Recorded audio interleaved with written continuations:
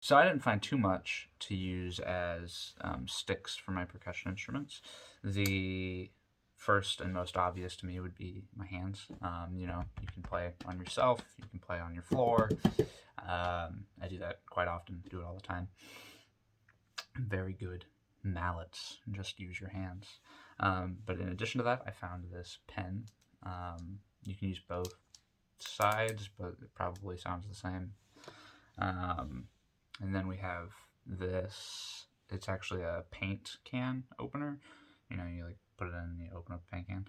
I find that this side works a little bit better. Plus, this can like damage stuff if you're not careful. The first place I went was my kitchen.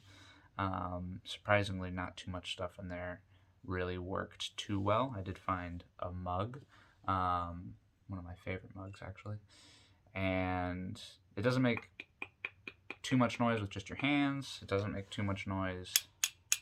I mean, it makes noise, obviously, but it doesn't really reverberate super far, especially if you get different noise. Well, yeah, interesting.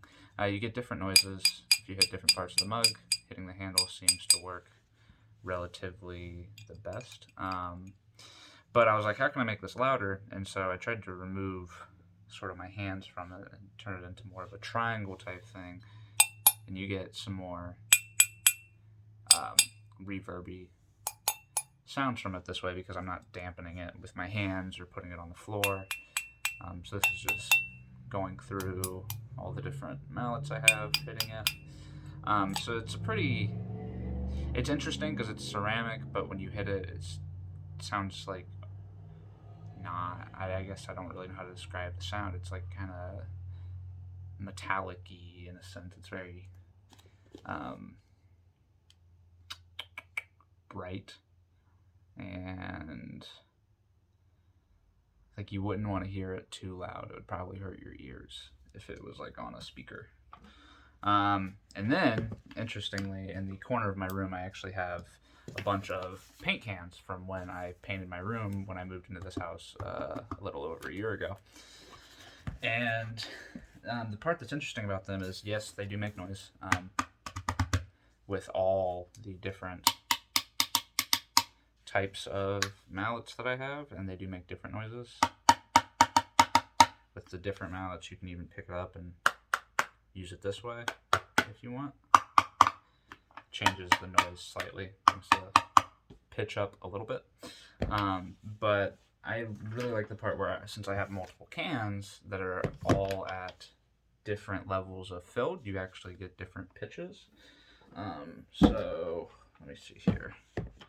I'll go from most full can to least full can, so that we can see maybe why that's happening. The cans are relatively the same size, relatively the same material. It's just the amount of fluid that's in them that is changing. So this is the heaviest can with the most paint in it, and I'm going to hold it up and hit it with all my mallets. So first off, we'll use my hand, and we'll use this, and then we'll use this one. So I'm going to use this one from now on because it seems to be the loudest and you don't get too much of a change between the two. So that's that one. On the floor it sounds like this. And then we have, these out of order? These are out of order. Switch. Okay, this is the second heaviest one, and it sounds like this. On the floor it sounds like this. I should mention that the lid on this one is a little bit more beat up than the lid on this one, so that might affect the sound a little bit as well. This one sounds very damp because the head, what would be the drum head basically, is fairly damaged. So this is the heaviest one, this is the second heaviest one, and then this is the third heaviest one, and it sounds like this. Floor sounds like that. And then this is the lightest one. It's practically empty. It probably only has like that much paint in it. It sounds like this. Ooh, interesting. So it goes low again when we get to this last one, which is the lightest, which is interesting. That's not what I expected. How cool. So if I were to rearrange these from lowest to highest, I think it would look something like this.